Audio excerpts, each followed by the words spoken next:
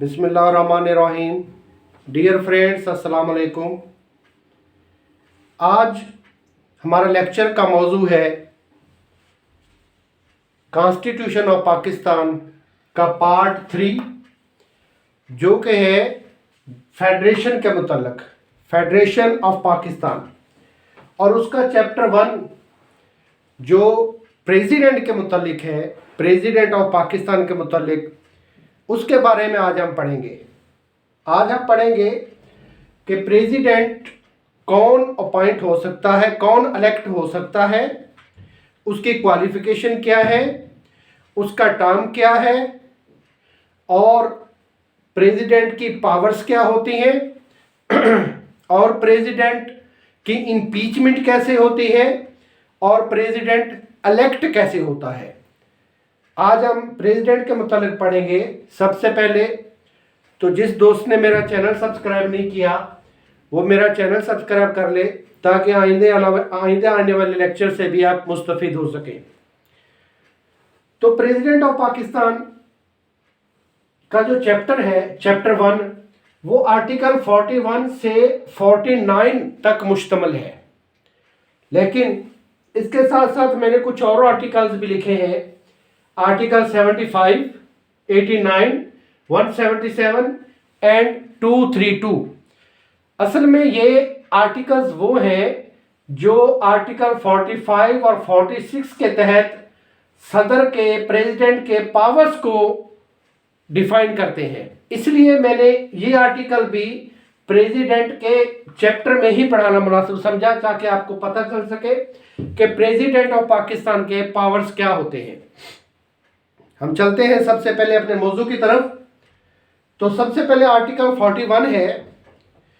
41 article कहता है कि प्रेसिडेंट जो होता है वो हेड ऑफ स्टेट होता है, और वो सिंबल होता है of unity of state. State की यूनिटी का सिंबल होता है और हेड ऑफ पाकिस्तान होता है। और आर्टिकल 41 ही कहता है कि प्रेसिडेंट ऑफ पाकिस्तान का सबसे पहले मुस्लिम होना जरूरी है। आर्टिकल 41 कहता है प्रेसिडेंट ऑफ पाकिस्तान का सबसे पहले मुस्लिम होना जरूरी है। ये दुनिया के चंद कॉन्स्टिट्यूशन में से एक कॉन्स्टिट्यूशन है जो कि मजहब को टच करता है, और ये कहता है कि जो प्रेसिडेंट है वो मुस्लिम होना जरूरी है। ये क्यों आर्टिकल 41 में इसका मुस्लिम होना जरूरी करार दिया गया है? पिछले लेक्चर में आपको याद होगा, मैंने आपको पढ़ाया था आर्टिकल 2, जो कि रिलीजन के मुतल्लिक था कि Islam is the religion of Pakistan. तो उसी आर्टिकल की कंटिन्यूएशन है कि जो यूनिटी, सिंबल ऑफ यूनिटी होगा, हेड ऑफ स्टेट होगा, वो मुस्लिम होना जरूरी है। आर्टिकल 41 में जो क्वालिफिकेशन है प्रेसिडेंट की, वो सबसे पहले जो है वो क्वालिफिकेशन ये है कि उसका मुस्लिम होना जरूरी है, और दूसरी उसकी क्वालिफिकेशन है कि उसकी एज जो है वो कम से कम 45 ईयर्स होगी। मिनिमम 45 ईयर्स, मैक्सिमम नहीं, मैक्सिमम कुछ भी हो सकती है, मिनिमम 45 ईयर्स होगी। आर्टिकल 41 ही इसको डिनोट करता है। और जो प्रेसिडेंट होगा वो to be can be elected as MNA और MPA, यानी ऐसा शख्स जो MNA और MPA इलेक्ट हो सकता है, वो प्रेसिडेंट ऑफ पाकिस्तान का इलेक्शन में कंटेस्ट कर सकता है। MNA और MPA नहीं हो, लेकिन वो क्वालिफाइड हो कि MNA और MPA इलेक्ट हो सके। मतलब कि आर्टिकल 62 और 63 जो कि क्वालिफिकेशन देती है कि MNA कौन होगा, MNA कैसा शख्स हो सकता है, वो सदर का जो कैंडिडेट है वो इस क्वालिफिकेशन पर पूरा उतरता हो, वो MNA इलेक्ट हो सकता हो। और आर्टिकल यानी MNA और MPA क्वालिफाइड एज MNA और MPA। तीसरा इसका जो क्वालिफिकेशन है कि he can be qualified as MNA member of national assembly का इलेक्शन लड़ सकता हो, उस काबिल हो। और आर्टिकल 41 ही ये हमें क्वालिफिकेशंस बता रहा है प्रेसिडेंट की, और आर्टिकल 41 ही हमें बताता है कि प्रेसिडेंट का इलेक्शन जो होगा, प्रेसिडेंट जो इलेक्ट होगा उसका तरीकेकार क्या है। आर्टिकल 41(3) कहता है इलेक्शन ऑफ प्रेसिडेंट, जो प्रेसिडेंट इलेक्ट होगा उसको इलेक्ट कौन करेगा। आर्टिकल 41 कहता है कि उसको बोथ हाउसेज माना Majlis Shura, parliament, upper house the senate and lower house national assembly, ये बोथ हाउसेज और प्रोविंशियल असेंबलीज, MNA और सेनेटर्स और MPA, ये उसको प्रेसिडेंट को इलेक्ट करने के लिए वोटिंग में हिस्सा लेंगे। अभी यहां पर एक क्वेश्चन उठता है कि जो प्रोविंशियल असेंबलीज है उनमें तो हर प्रोविंस की प्रोविंशियल असेंबली की तादाद अलग अलग है। जैसे अपना बलूचिस्तान है, उसमें तकरीबन 75-76 MPs होते हैं, और पंजाब में जो है वो 382 MPs होते हैं।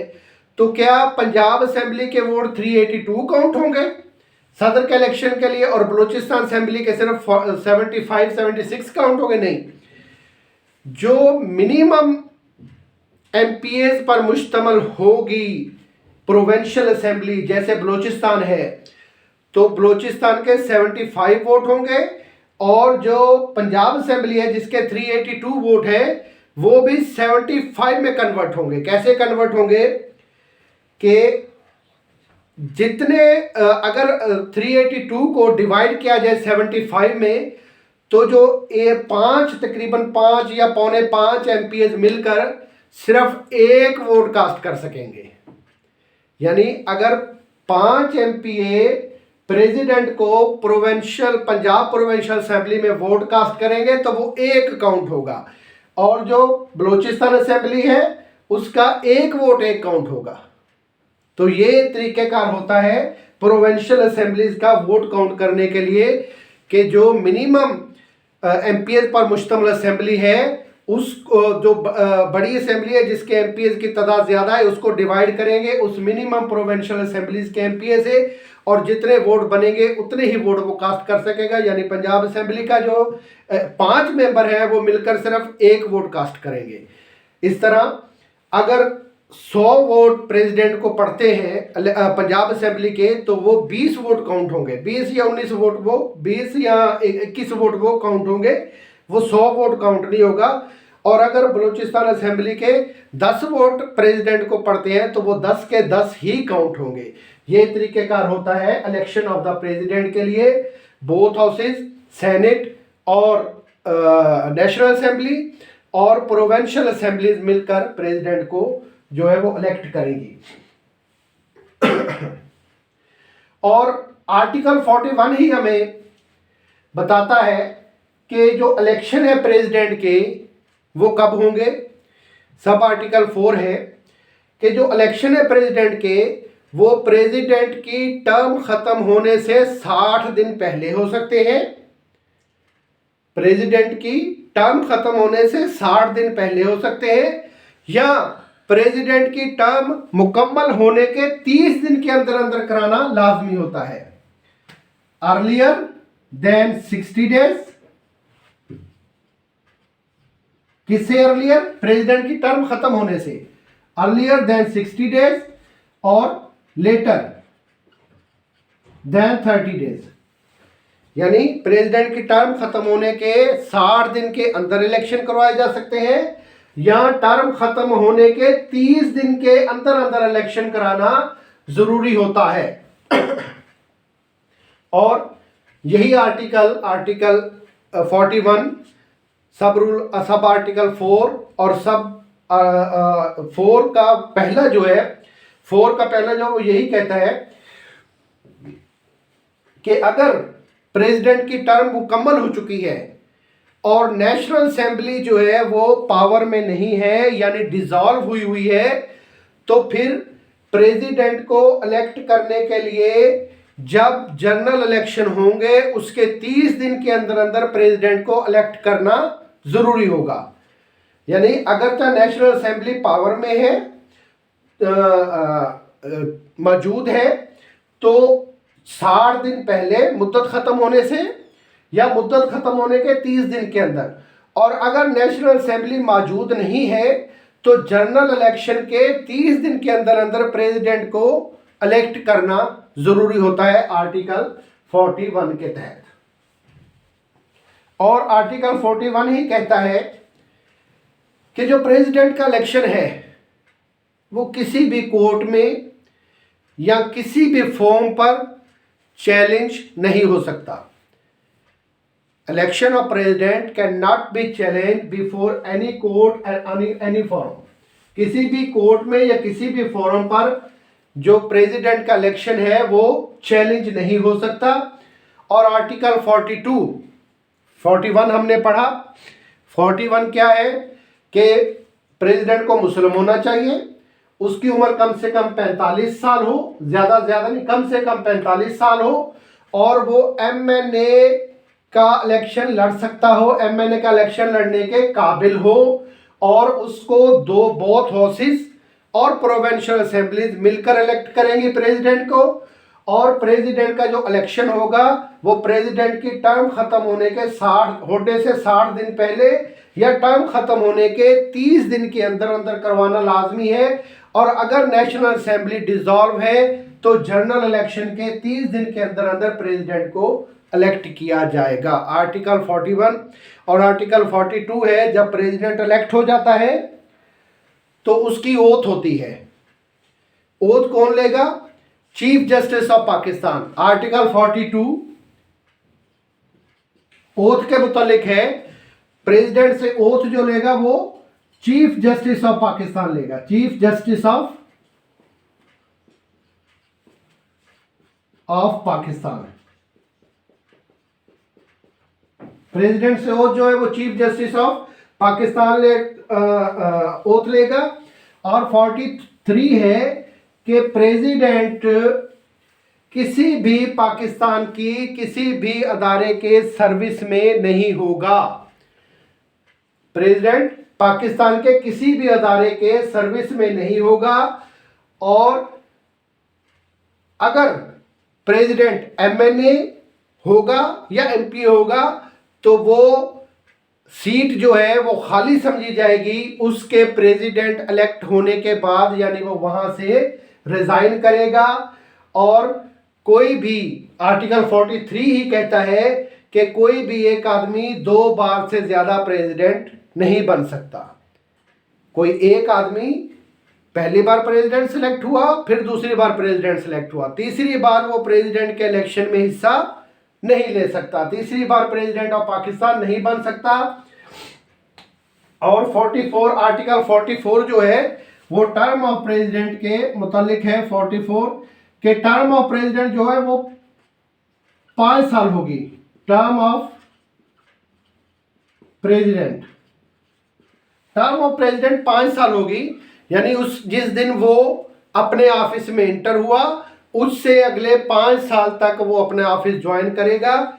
और 5 साल के बाद जो है वो या 60 दिन 5 साल पूरे होने से 60 दिन पहले या 30 दिन बाद जो है वो नए प्रेसिडेंट के लिए इलेक्शन कराए जाएंगे। आर्टिकल 44। और अब पावर्स ऑफ प्रेसिडेंट शुरू होती हैं। आर्टिकल 45, 46, 75, 89, 177 एंड 232 ये आर्टिकल्स जो है ये पावर ऑफ प्रेसिडेंट के मुतालिक है कि प्रेसिडेंट की पावर्स क्या हैं। मैंने अपनी आप लोगों के आसानी के लिए पावर्स ऑफ प्रेसिडेंट को 3 हिस्सों में डिवाइड किया है। सबसे पहले एग्जीक्यूटिव पावर, इसको अगर 3 हिस्सों में डिवाइड किया है आपकी आसानी के लिए। सबसे पहले एग्जीक्यूटिव पावर कौन सी होती है प्रेसिडेंट की, ये कहीं लिखा नहीं हुआ, ये मैंने खुद आपकी आसानी के लिए आपको समझाने के लिए इनको 3 हिस्सों में डिवाइड किया है। एग्जीक्यूटिव पावर, लेजिस्लेशन पावर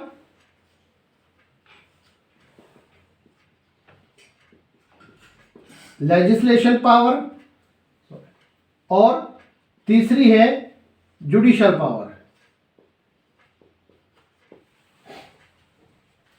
अब आर्टिकल सबसे पहला पावर जो डिफाइन करता है प्रेसिडेंट की, वो है आर्टिकल 45, पावर ऑफ पार्डन।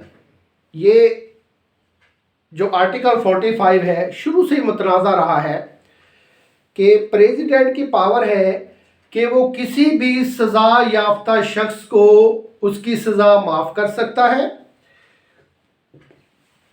उसकी सज़ा रेमिट कर सकता है, सस्पेंड कर सकता है, या कम्यूट कर सकता है, यानी सज़ा ख़त्म कर सकता है, कम कर सकता है, और या जो है वो रेमिट कर सकता है उसकी सज़ा। तो ये आर्टिकल जो है ये शुरू दिन से ही मुतनाज़ा है। क्यों? क्योंकि कुछ प्राइवेट ऑफेंसेस होते हैं, जैसे कत्ल का ऑफेंस, इसमें जो माफ़ करने का इख्तियार है इस्लाम वो सिर्फ वली को देता है, लेकिन हमारा ये आर्टिकल जो 45 है ये माफ़ करने का इख्तियार जो है वो प्रेसिडेंट को भी देता है। इसी वजह से ये आर्टिकल शुरू से ही मुतनाज़ा रहा कि प्रेसिडेंट एक प्राइवेट ऑफेंस में कैसे माफ़ कर सकता है। अगर कोई कत्ल का ऑफेंस है, इंजरी ऑफेंस है, तो वो सिर्फ माफ़ करने का इख्तियार वली को या उस इंजर्ड पर्सन को होता है, लेकिन आर्टिकल 45 जो है वो प्रेसिडेंट को भी ये पावर देता है कि वो किसी की भी सज़ा रेमिट कर सकता है, सस्पेंड कर सकता है, या कम्यूट कर सकता है। और ये आर्टिकल 45 जो है ये एग्जेक्टिव पावर है, इसको हम एग्जेक्टिव पावर में डिफाइन करेंगे। आर्टिकल 45 एग्जेक्टिव पावर है। प्रेसिडेंट जो है वो क्या कर सकता है? रेमिट कर सकता है सजा, और सस्पेंड कर सकता है, और कम्यूट कर सकता है। रेमिट, सस्पेंड और कम्यूट, खत्म कर सकता है, कम कर सकता है, या बदल सकता है। तो इसी पावर के तहत प्रेसिडेंट आसिफ अली जरदारी ने जितने भी सजाए मौत, फांसी के मुजरम थे, उन सब की सज़ा कम्यूट करके उसको उम्र कैद में तब्दील कर दिया था। तो प्रेसिडेंट जो है वो 45 के तहत ये पावर्स उसको हैं, वो किसी भी मुजरम को जो कोर्ट से मुजरम बाकायदा साबित हो चुका है, जिसको कन्विक्शन या इम्प्राइजनमेंट दे दी गई है, उसकी सज़ा रेमिट कर सकता है, कम्यूट कर सकता है, या सस्पेंड कर सकता है। और ये एग्जेक्टिव पावर है। और 75 जो है वो है लेजिस्लेचर पावर। आर्टिकल 75, आर्टिकल 75 जो है वो पावर देता है कि एसेंट टू द बिल, जो भी बिल असेंबली से पास होगा वो पहले प्रेसिडेंट के पास जाएगा।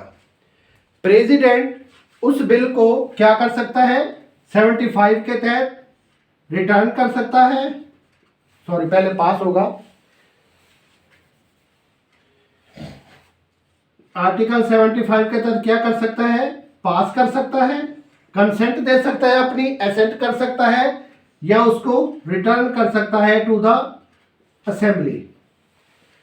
आर्टिकल 75 के तहत अगर वो प्रेसिडेंट उस बिल को एसेंट देता है, पास कर देता है, तो बात खत्म। लेकिन अगर उस बिल को रिटर्न कर देता है कि कहता है कि ये बिल जो है इसमें ये चेंजिंग की जाए, बिल को कैंसिल नहीं कर सकता। ये याद रखें, बिल को यहाँ पास कर सकता है या रिटर्न कर सकता है टू द असेंबली। कैंसिल करने की पावर प्रेसिडेंट को नहीं है। अगर पास कर देगा तो बिल जो है वो कानून बन जाएगा। अगर पास नहीं करेगा, रिटर्न करेगा, तो फिर दो तरीके हैं कि वो असेंबली को एडवाइस देगा कि इसमें ये कानून जो है इसमें थोड़ी चेंजिंग की जाए, या इसको बदली किया जाए, या कोई नई चीज़ उसमें शामिल की जाए। अब फिर रिटर्न करने की सूरत में जो स्पीकर है नेशनल असेंबली का वो बोथ हाउसेज की सिटिंग का रिटर्न करने की सूरत में बोथ हाउसेज की सिटिंग कॉल होगी, ज्वाइंट सेशन होगा। उस ज्वाइंट सेशन में प्रेसिडेंट की जो एडवाइस है वो ज़ेरे बहस लाई जाएगी। अब ये पावर मजलिस शूरा मैं क्यों कह रहा हूँ, क्योंकि जो कॉन्स्टिट्यूशन में है वो बोथ हाउसेज को मजलिस शूरा के नाम से पुकारा गया है, यानी पार्लियामेंट। बोथ हाउसेज कौन से, अपर हाउस सेनेट और लोअर हाउस नेशनल असेंबली, उनकी ज्वाइंट सिटिंग में अगर क्या वो प्रेसिडेंट की जो एडवाइस है उसके मुताबिक उसमें कुछ चेंजिंग कर देते हैं तो वेल, अगर चेंजिंग नहीं भी करते तो उनकी मर्जी है, वो दोबारा सदर को वो बिल भेज देंगे और दोबारा सदर उस बिल को पास करने का पाबंद होगा। अगर वो पास ना करे तो 10 दिन के बाद एसेंट जो है वो खुद ब खुद हो जाएगी और खुद ब खुद जो है वो 10 दिन के बाद वो बिल जो है वो कानूनी शक्ल इख्तियार कर लेगा। Article 75 of constitution of Pakistan, ये लेजिस्लेटिव पावर है प्रेसिडेंट की। और इसके बाद है आर्टिकल 89 प्रोम्यूलगेशन ऑफ ऑर्डिनेंस। आर्टिकल 89 भी लेजिस्लेटिव पावर है। 89 है प्रोम्यूलगेशन ऑफ ऑर्डिनेंस। प्रेसिडेंट को आर्टिकल 89 के तहत पावर है कि वो प्रोक्लेमेशन ऑफ ऑर्डिनेंस कर सकता है, कोई भी ऑर्डिनेंस जारी कर सकता है। कब, उसकी 2 शर्त हैं, 2 शराइत हैं, अदरवाइज नहीं। कौन कौन सी, सबसे पहली शर्त, if assembly not in power, not in power का मतलब डिसॉल्व हो गई है, खत्म हो गई है। या दूसरी कौन सी शर्त है, if assembly not in session,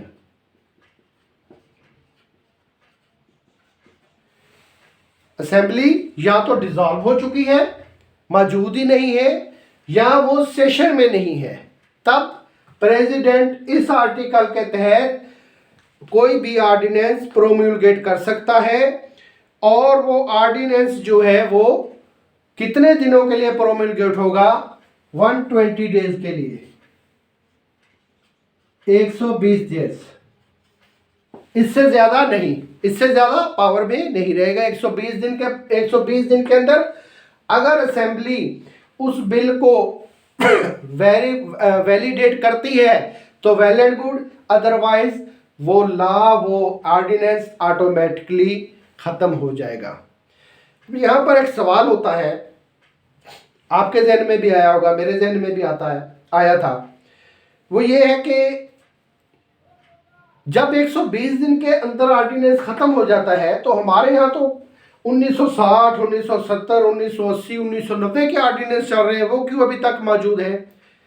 क्यों कि असेंबली ने उन ऑर्डिनेंस को जो है वो वैलिडेट कर दिया था, उन ऑर्डिनेंस को वैलिडेट कर दिया था, क्योंकि उनका नाम ऑर्डिनेंस था, इसलिए नाम उनका वही रहेगा, ऑर्डिनेंस के नाम से पुकारे जाएंगे, लेकिन उनकी वैलिडेशन हो गई थी, इस वजह से वो बाकायदा कानून बन गए और वो हमेशा हमेशा के लिए कानून रह गए जब तक असेंबली उनको ख़त्म नहीं कर देती। तो आर्टिकल 89 भी एक लेजिस्लेशन पावर है प्रेसिडेंट की। उसके बाद है जुडिशल पावर, आर्टिकल 177, ये जुडिशल पावर है प्रेसिडेंट की। आर्टिकल 177 क्या है? अपॉइंटमेंट ऑफ जजेस। ये आर्टिकल 177 कहता है the president will appoint the judges on advice of the Chief Justice of Pakistan। Chief justice of Pakistan के एडवाइस पर प्रेसिडेंट जो है वो अपॉइंट करेगा जजेस को। ये भी जो है वो अपना लेजिस्लेटिव पावर है 177।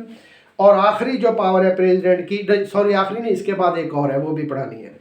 और जो दूसरी पावर है प्रेसिडेंट की वो है आर्टिकल 232, ये भी एग्जेक्टिव पावर है, जहन में रखिएगा, ये भी एग्जेक्टिव पावर है। 232 232 आर्टिकल, ये है प्रोक्लेमेशन ऑफ इमरजेंसी। प्रेसिडेंट जो है वो इमरजेंसी अनाउंस कर सकता है। यहां पर एक सवाल आता है कि प्रेसिडेंट अगर प्रोक्लेमेशन ऑफ इमरजेंसी लगा सकता है तो परवेज मुशर्रफ पर आर्टिकल 6 क्यों लग गया? उसने भी तो इमरजेंसी लगाई थी, लेकिन वो प्रेसिडेंट नहीं था।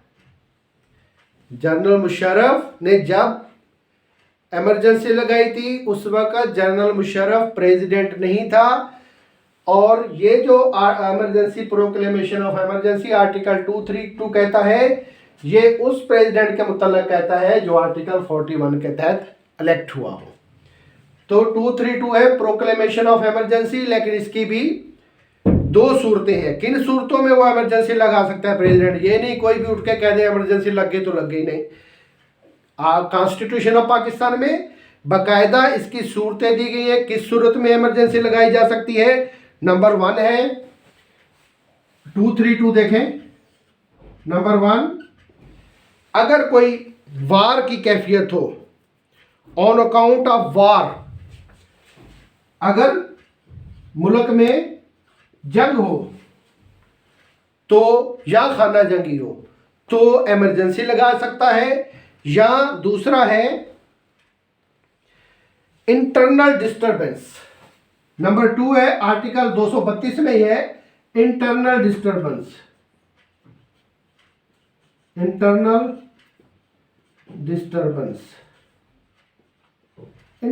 डिस्टरबेंस क्या होती है? इंटरनल डिस्टरबेंस जो है वो, इसको बहुत सी चीज़ें जो है वो, इंटरनल डिस्टरबेंस बहुत सी चीज़ों को कवर कर लेती है।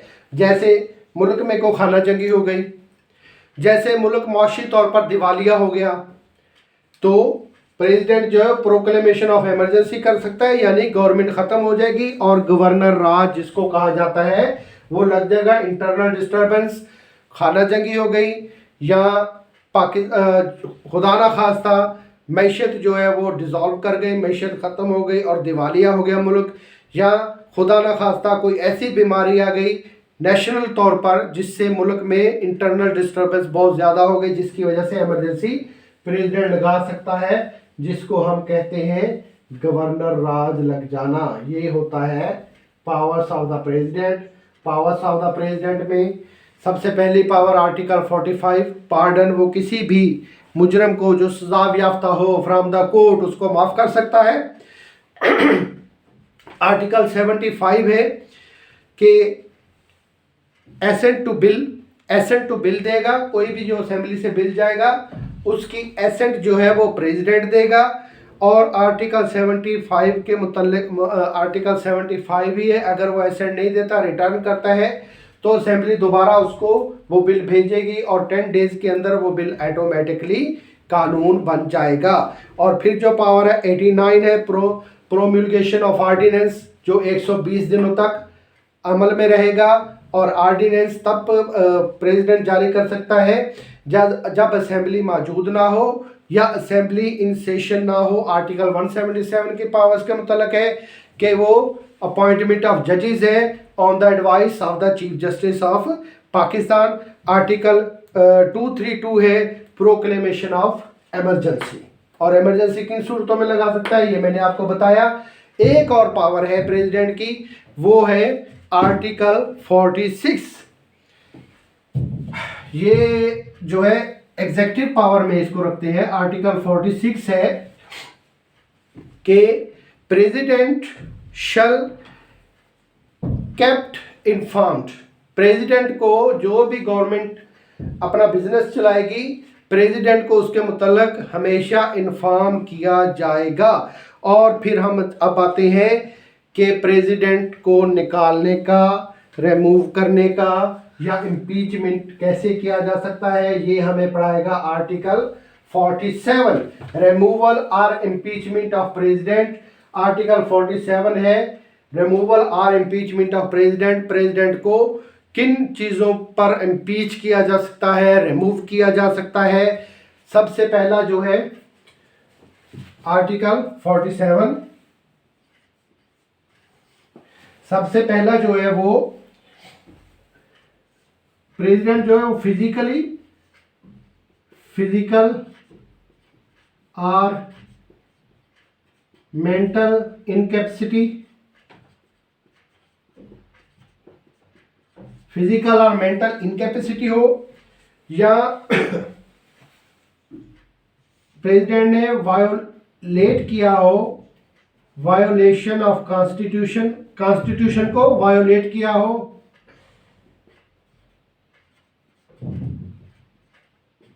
प्रेसिडेंट ने वायोलेट किया हो कॉन्स्टिट्यूशन, या थर्ड है ग्रास मिसकंडक्ट।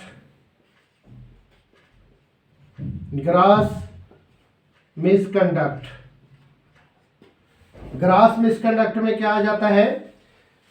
ग्रास मिसकंडक्ट में उसने कोई रिश्वत ली हो, कोई उसने चोरी की हो, या खजाने का इस्तेमाल गलत किया हो, तो वो ग्रास मिसकंडक्ट में आ जाता है। 47 में रिमूवल और इम्पीचमेंट ऑफ प्रेसिडेंट है।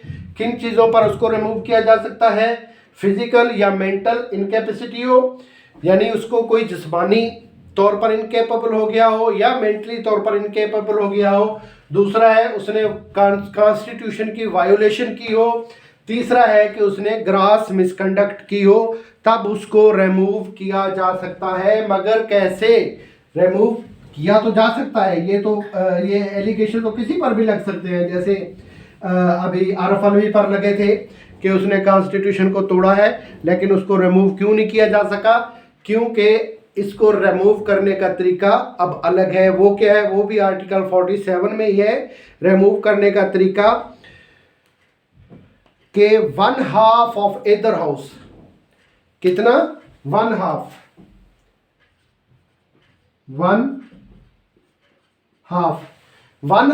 और ऑफ ईदर हाउस मतलब या सेनेट या एनए नेशनल असेंबली, उसके 1/2 मेंबर जो है वो नोटिस देंगे स्पीकर नेशनल असेंबली को in the case of national assembly, या चेयरमैन सेनेट को in the case of chairman. 1/2 member जो है वो नोटिस देंगे कि हम प्रेसिडेंट के खिलाफ रेजोल्यूशन लाना चाहते हैं, और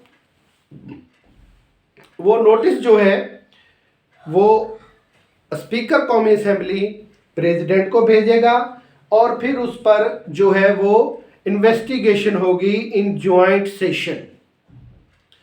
ज्वाइंट सेशन किस किस का? सेनेट का और नेशनल असेंबली का।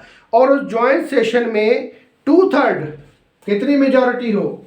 2/3 मेजॉरिटी अगर उस रेजोल्यूशन को पास कर देती है तो प्रेसिडेंट अपनी सीट से रिमूव हो जाएगा। 2/3 मेजॉरिटी कितनी होती है? यानी कि अगर सेनेट और कौमी असेंबली के टोटल मेंबर्स को 3 हिस्सों में तकसीम किया जाए और उन 3 में से 2 हिस्से जो हैं वो उस रेजोल्यूशन के हक में वोट दें, यानी अगर 100 मेंबर हैं तो कम से कम 66.5 या 66.75 के लगभग जो है वो उस रेजोल्यूशन के हक में वोट दें हर 100 में से, तब president will be removed. 2/3 majority जो है वो उस रेजोल्यूशन को पास करे, फिर प्रेसिडेंट जो है वो रिमूव हो जाएगा। और आर्टिकल 48 है act on advice of the cabinet और प्राइम मिनिस्टर, यानी जो प्रेसिडेंट है वो अपने तहत कोई भी काम करने का मजाज नहीं है। वो हर काम जो है वो कैबिनेट या प्राइम मिनिस्टर की एडवाइस पर ही कर सकता है, अदरवाइज नहीं। और आखिर में आर्टिकल 49 है कि अगर प्रेसिडेंट इनकेपेबल हो अपनी ड्यूटी अंजाम देने में, जैसे अगर वो छुट्टी पर जाता है या वो किसी गैर मुल्की दौरे पर जाता है, तो उसकी गैर मौजूदगी में प्रेसिडेंट की सीट खाली नहीं छोड़ी जा सकती। तो आर्टिकल 49 कहता है प्रेसिडेंट की गैर मौजूदगी में सेनेट का जो चेयरमैन होगा वो प्रेसिडेंट होगा। और मिसाल के तौर पर अगर प्रेसिडेंट भी नहीं है, छुट्टी पर है, और सेनेट का चेयरमैन भी किसी बाहर मुल्क के दौरे पर गया हुआ है, फिर क्या होगा? फिर speaker of the national assembly जो है वो कायम मकाम प्रेसिडेंट होगा।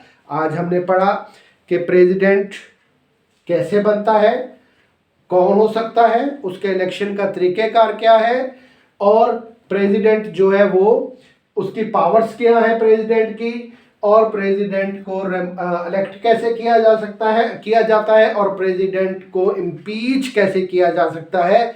आज हमने इसके मुतालिक पढ़ा। अभी तक जिस दोस्त ने मेरा चैनल सब्सक्राइब नहीं किया वो प्लीज़ मेरा चैनल सब्सक्राइब कर ले। और नेक्स्ट जो है लेक्चर उसमें हम पढ़ेंगे कि basic rights, what are the basic rights of Pakistani अवाम, बेसिक राइट्स क्या है, ये नेक्स्ट लेक्चर में पढ़ेंगे।